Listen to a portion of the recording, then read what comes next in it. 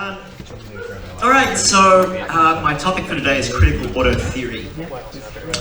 One of the special things about art in any medium is that it's a medium for ghosts. There are ghosts, for instance, in this writing, the ghosts of all those who used these words before me.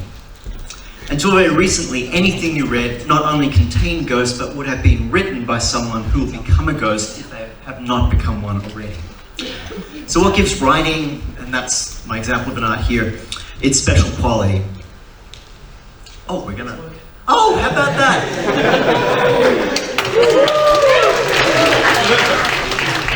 Thank you, house technicians. I love you. There's my ghost slide. This work by Sophie Carl, Ghosts.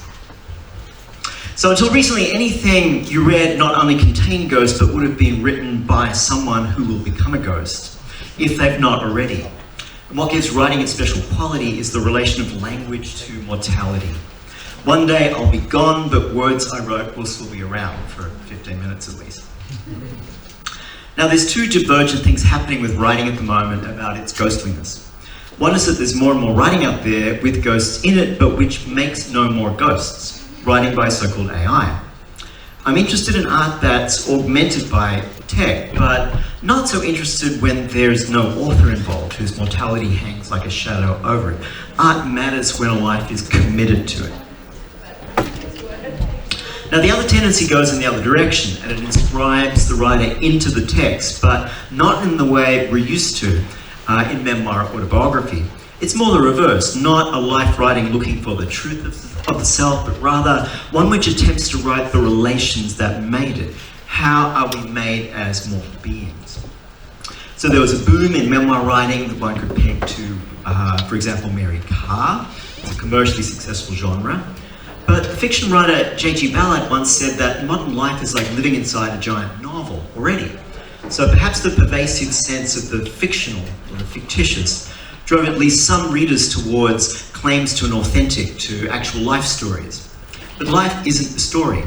All narratives are fundamentally false. The irony of the memoir boom is that the books all started to seem the same after a while, lifeless. They were written by different kinds, as if they were written by different kinds of artificial intelligence. And in a way they were. The artificial intelligence that ended up writing commercial memoir was the publishing business. So in a sense, I feel like we already have artificial intelligence. It's the culture industry. So I'll use some of my own work as illustrating how kind of all of this works. So I wrote a book called Love and Money, Sex and Death. And the full title of this book is Love and Money, Sex and Death, a Memoir. It's not a memoir. The subtitle was a concession I made to help booksellers sell it, although even without it, classification is going to take place. And we don't talk about this stuff enough, I think, right? Markets work through categories. The book market works through what's called BISAC categories. Book industry standards communications. So for Love and Money, Sex and Death, those categories and subcategories are biography and autobiography / LGBTQ+, / personal memoirs, and the other set of categories is social science, LGBTQ+ studies, transgender studies. So in a physical bookstore, that gives a bookseller a few different places to put it. If you order it online, then it's, if you like searching in general for things online, it's pulling it out through those categories. So BISAC categories help booksellers manage the relation between the product and the potential buyer's expectations and desires. When you enter a bookstore, you enter a space divided between zones of expectation. If a bookseller shelves my book as biography and autobiography, the book can be found among those in which the reader might expect that the writer writes of things in her life that actually happened. But here's a question: can LGBTQ+ lives, especially this transsexual life, fit within the category of biography and autobiography as it currently exists? Or does that category constrain life writing to a cis template? So I've always had a yen for books that lie askew, that play with genre as form, that tweak a reader's expectations. Books that when you open them, open towards uncategorizable desires. In the case of Love, Money, Sex and Death, I wanted to put some tension through a set of categories like social science / LGBTQ studies / transgender studies. I also like books that play on the border of what that in the trade we call trade. This can be hard to do on a number of levels. We're in what Dan Senyikin, in his really useful study, Big Fiction, calls the conglomerate era of publishing. It can be harder and more expensive for booksellers to get books from smaller publishers, which offer less of a discount on the retail price and don't offer the bookseller free shipping. You can tell my girlfriend's a bookseller, right? This is where all this stuff from. Thank you, Julie. It's appealing to write a trade book, as it'll get out there more easily because it's sold on better terms. So writing trade books, particularly for the conglomerates, comes with constraints. They want to sell books like the books that are previously sold well. This comes early in the process. If you propose a trade book, invariably via an agent, you'll be asked to name comps, comparable titles that did well.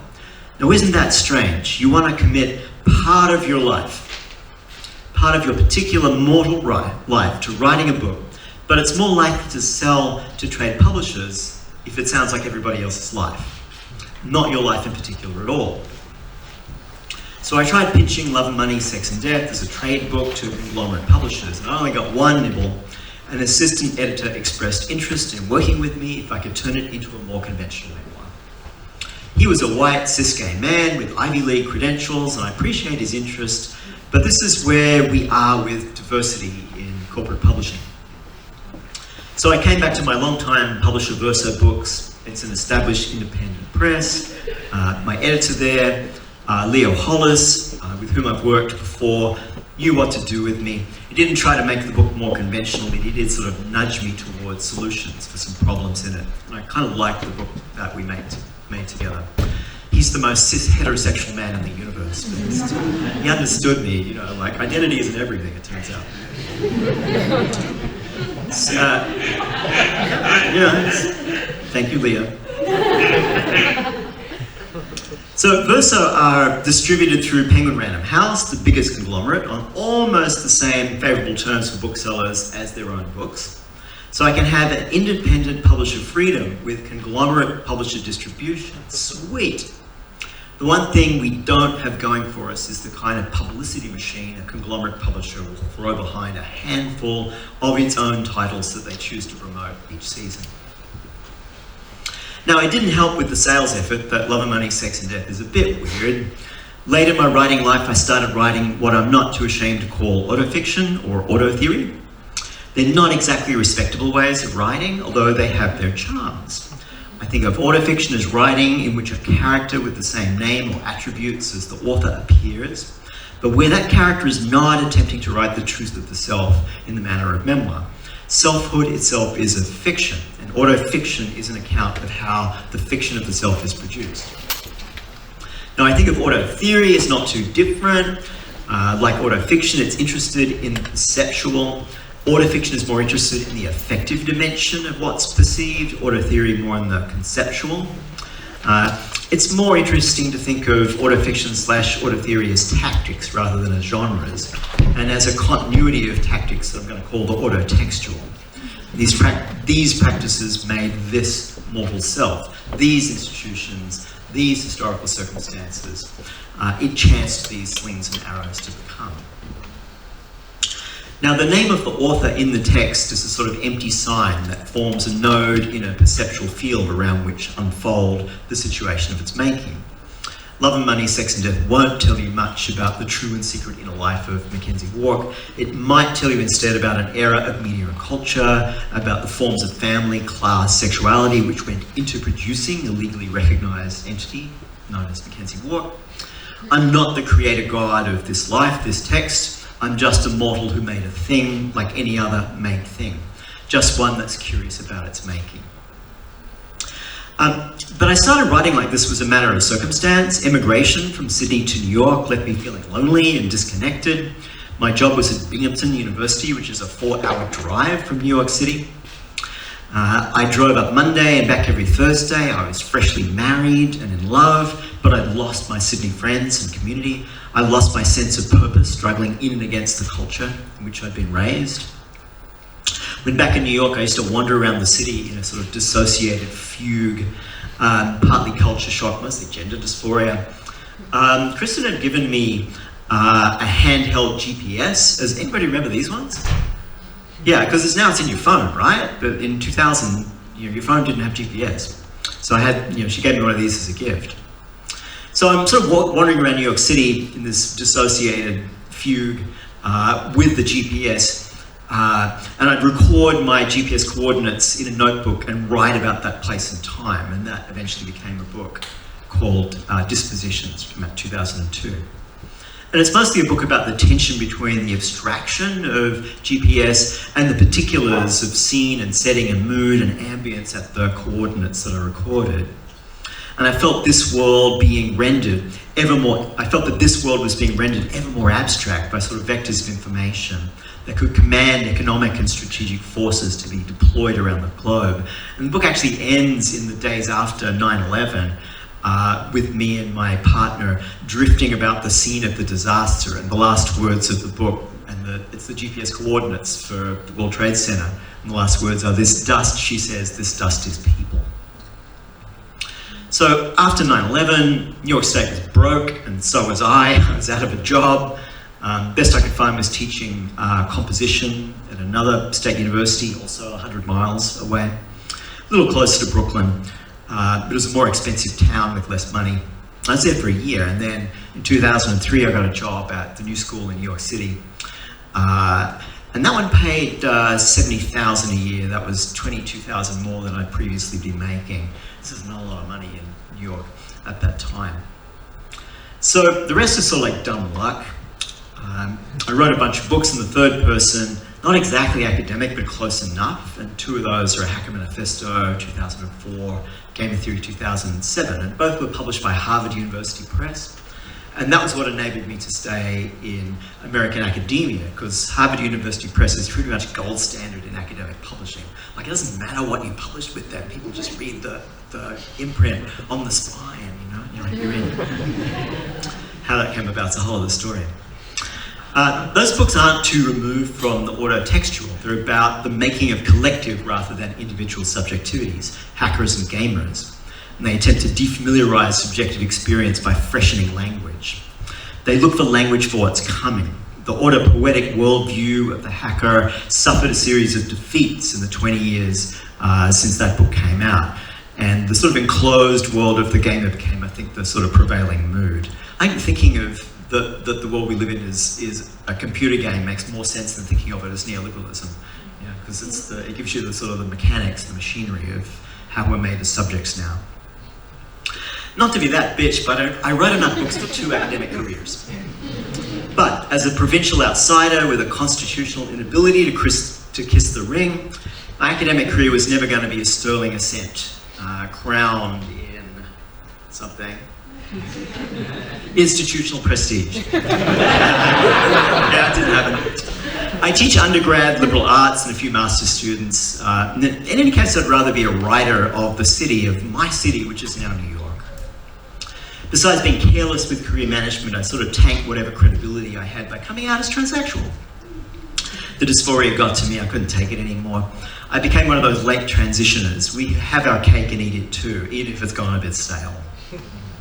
From the relative comfort and security of middle-class life, I decided to just write whatever the fuck I wanted, and hence this sequence of autotextual books, picking up from Dispositions, Reverse Cowgirl. I love that my academic CV has Reverse Cowgirl on it. It's one of the books that I wrote.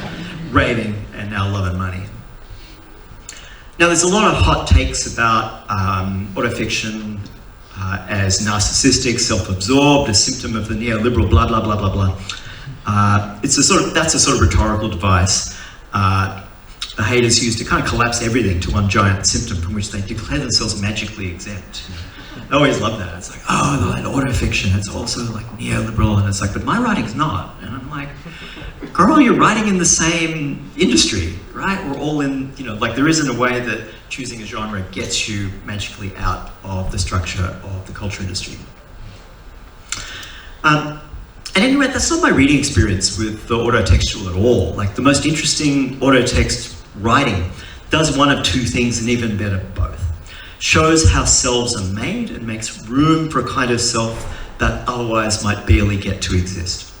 Transsexuals, for instance. Sometimes it's an achievement just to declare on the page that we exist. So many others claim authority over us, narrate us in the third person, as if we're not in the room. We're the object of pathologizing expert discourse and Murdoch op-ed writers, or we're quirky minor characters in third-person fiction. I was really getting into Cormac McCarthy's The Passenger until the trans character showed up. It was just the absolute bouquet of cliches. So writing is a kind of labor, and like all labor, it transforms the living capacity of the body into commodities, and commodities are dead labor. The whole thing about labor under capitalism is that it's interchangeable. If anyone's life made it into, it's anyone's life made into the sameness of the commodity. Art, books for example, are a bit different in that there's a distinctive life congealed in them, the life of the writer in this case. But it's a struggle not to lose the living self into dead sameness when you meet conglomerate publishing.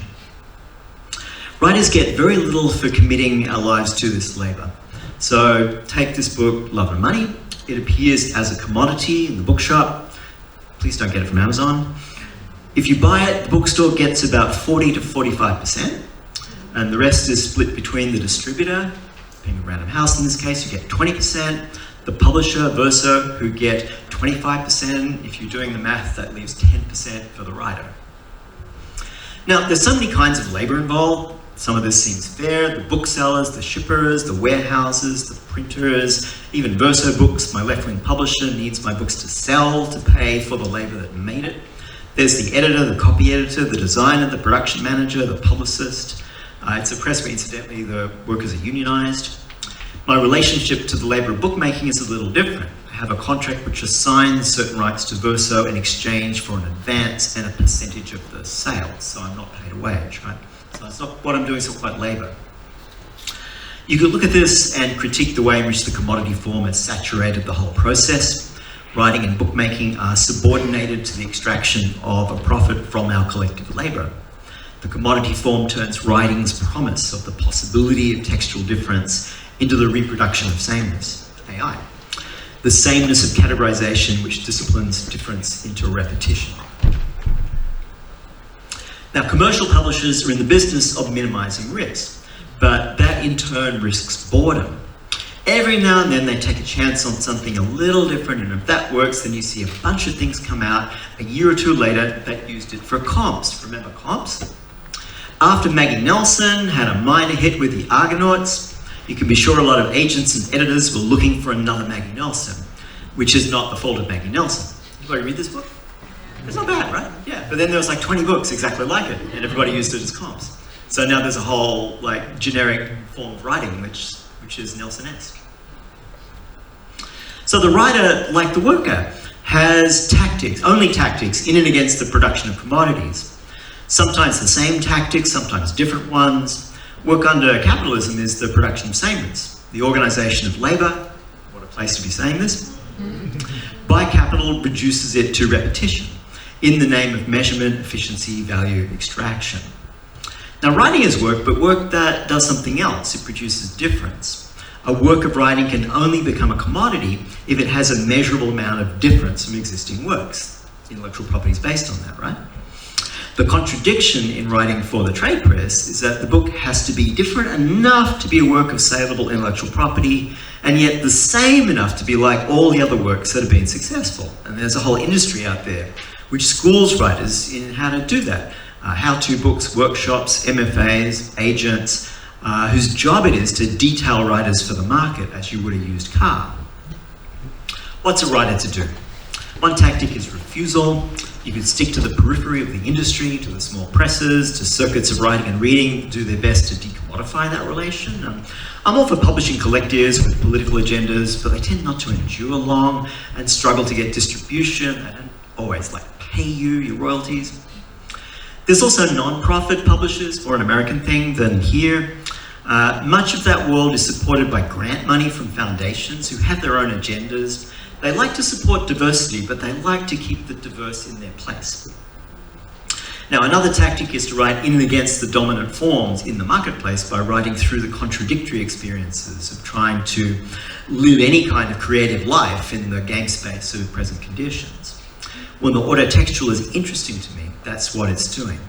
It's writing in which the process of its own making is present in both form and content, in both the form and content of the book itself. It's not the only writerly tactic that can do that, but it's a fun one. You can conceive of writing as labour, but the problem is that I never really know which part is the work. Sometimes the writing happens while I'm dancing or bucking or in the shower. What part of this is labour? How does the form of life shape the form of writing? The autotextual might, among other things, be a tactic for writing in which people who do creative work communicate to each other about the shared problems of the connections between the practice of life and the practice of art. Now, any writer can deploy autotextual tactics, including wife shooters and wife knifers. I don't really care about them. I'm interested in it when it comes from those excluded from the set of those whose right to be a human at all, let alone a creative human, is contested and embattled. And my reading of the autotextual starts with Jean Genet, Our Lady of the Flowers. It's prison writing, homosexual writing, maybe even trans writing, which calls the writer into existence through the capacity to fabulate the situation in which the writer writes. Shorn of Genet's stylistic curlicues, this tactic shows up later in French gay writing, in Hervé Joubert, Guillaume d'Orstan. The latest direct minimal prose comes in part from the later autotextual books of Marguerite Duras. Particularly, I really love her text. It's called Writing, which is a book that's just exactly about that. Or the now famous work of Annie Ernaux. The Years contains the entire post-war experience of France as experienced by a provincial woman. So relatable. Otherwise, privileged writers of the literary inner circle might resort to autotextual tactics when, being women, their talent is discounted. Renata Adler Speedboat, Elizabeth Hardwick Sleepless Nights, for instance, both were conglomerate publishing insiders in their era. But both writers had complicated relationships to feminism, I'm putting that politely. And these books centre the practice of writing as a woman, for whom the separation of writing from life affected by their male contemporaries was sort of not an option. Then there's Percival Everett's Erasure. Anyone seen this movie, American Fiction? It's an awesome movie based on this book. Everett's previous book, Frenzy, got pigeonholed as black writing when it's anything but. He followed up with Erasure, which is a story of a black writer pressured into self-marginalization by an industry in which the power to overfly the totality of experience, like Icarus, is one that's only granted to certain kinds of subjects, and certainly not minoritized ones. So the autotextual is a way of weaving together the personal and the political, is a whole subset of tactics. For instance, Gloria Ansel-Duers, Borderlands La Frontera, Audre Lorde Sammy, Leslie Feinberg's Stonebridge Blues. These are books that deal with the negotiations involved in producing solidarity out of difference. How can one negotiate being both queer and a comrade? All three came out of the small press world, relatively free from the category constraints of conglomerate publishing. It's simply not possible to publish these books, other than by starting a press that would actually do it. And for some of us, that's still the situation that we're in. Now, several trans writers have turned to the autotextual, from Juliana Huxtable's Mucus in My Pineal Gland, Aurora Matias, The Fifth Wound, T. Fleischman's Time is the Thing a Body Moves Through. I love that title.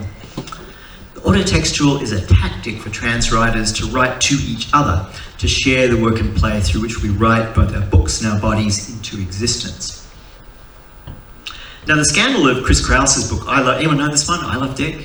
Yeah. The scandal of that was not so much that she wrote about sex, but she wrote about money. Together with Hedy Elkoti, Krause turned the legendary theory publisher Semiotext toward the autotextual. Hedy bought the French queer authors, Dostan and several others, and Chris brought Kate Sambrino's Heroines, a sort of meta-autotext on the fraught living writing situation of modernist women. And some of my own books sort of ended up with Semiotext through that connection. Paul Preciado's Testo Junkie makes a lot of sense if you read some of these. It pivots from auto-administering testosterone to a theory of post-war capitalism, and in the same sentence too, that's what I love about Paul, that centers the production of sex via pharmaceutical and pornographic techniques. And Testo Junkie is the secret source of my own book, Raving. Both try to connect particular practices to the form of real abstraction that dominates the contemporary world. If you start from practices, you can appreciate the differences in how people live and labour. There's no solidarity without mutual appreciation of difference.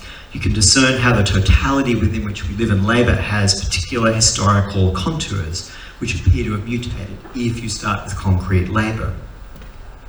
And lastly, you can appreciate how the totality appears differently when perceived from different situations through different working methods. I like the autotextual best when it extends beyond the particulars, when it reaches for a particular universal, for the totality as perceived from a point of view. And this is not the universal of the third person narration, that unknowable totality of totalities, because writers are not gods, we're mortals. The autotextual is the creator becomes secular.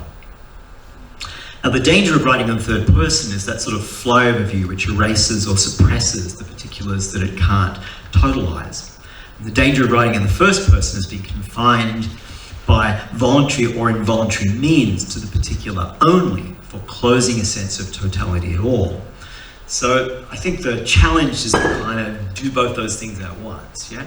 How do you write from the particulars of minoritized life without being pigeonholed as only being able to do that, and showing how you get a particular perspective on the totality if you start from those particulars, where if all you do is the sort of totalizing overview, you end up being disconnected from the particular experiences of life and labour that are the differences that one needs to be able to synthesize. So that's the sort of philosophical overview of the whole thing. I had a little bit more, but I think I'll just sort of leave it there in the interest of time. So thank you.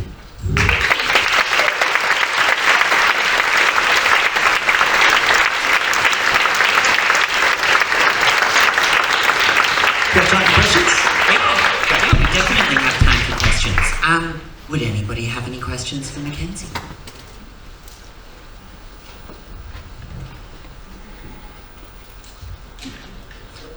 Yeah, okay. Thank you so much, McKenzie, and also so awesome that you're here. I know I speak for lots of us when we've read your books, and it's so exciting that you've returned to Australia. It's a pleasure to be back. I wanted to ask you about, you talked earlier about categorization and comps, and you gave the example of Maggie with the Argonauts and how that spawned some Argonaut-esque books. And do you think that the sort of networking or the mapping of comps to each other in a way widens the Overton window of what books can be published, and therefore could possibly be a useful thing for publishers, allowing more and more radical, or as you said, diverse perspectives to be published? That would be the hope. It's sort of not usually worked out that way. You know, like conglomerate publishing will just keep throwing the same stuff out on the market, whether it sells or not, and no one's to blame for it. But then when you publish like a minority, text and it doesn't work, then it's like, oh, there's no market for that. But it's like, because they don't know how to find those markets, because they don't employ anybody who would know where they are. The first trans woman, to my knowledge, with a senior editorial job, got that job last week. Jean Thornton, who's now with Feminist Press. So yeah, you would have hoped it would work, but I kind of suspect it's not.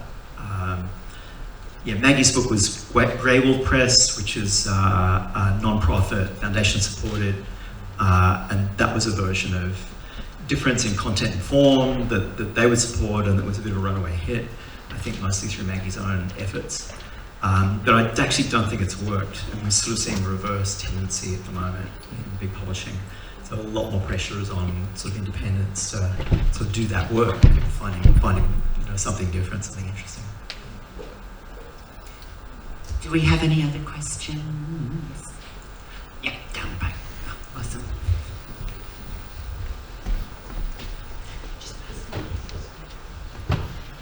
I liked at the end how you spoke about this idea of writing about your own experience or using this critical auto theory before moving on to more totalizing styles of writing. I guess something I notice is that obviously now you've come back to using this autotextual tactic later on, and how is that experience for you? Do you feel like you're, I guess because you wrote the Hacker Manifesto, which was quite totalizing. Oh yeah.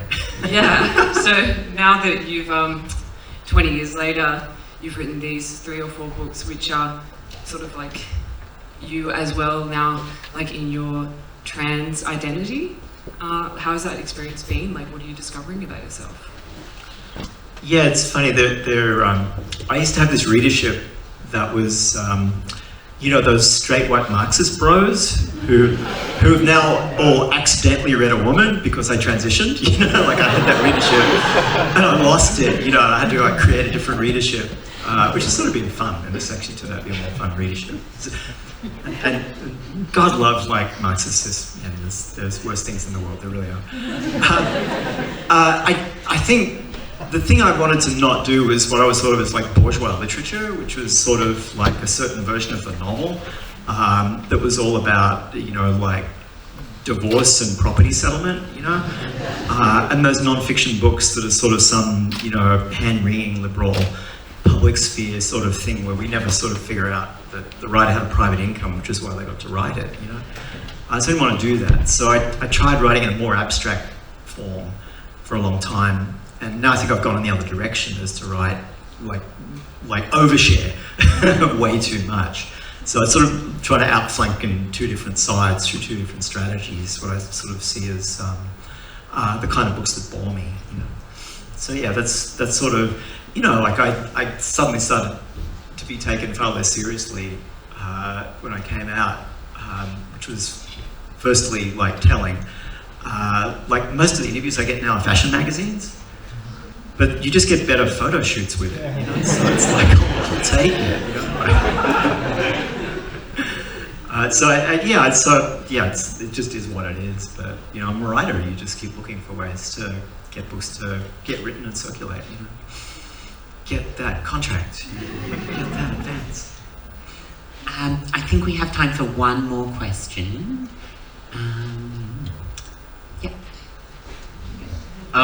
Yeah, thank you so much. That's so great. I'm really like interested in this thing you were talking about. Like, where does the labor happen around writing? You know, and you know, in the shower or fucking or on the dance floor and this kind of thing. And I guess I'm thinking about the way you talk about creation of concepts or resonant abstractions in particularly in your recent work. And yeah, and I have this image of you kind of like on a dance floor, like coming up with some crazy notion or whatever. And I'm wondering if you, because full disclosure, this is how I often think about concepts. Like, do you ever come up with like the name of a concept? Because so many of yours are so catchy and interesting. Like, I don't know, like ketamine feminism or something like this. You just like come up with this great thing and then like kind of work teleologically back and then explore it that way.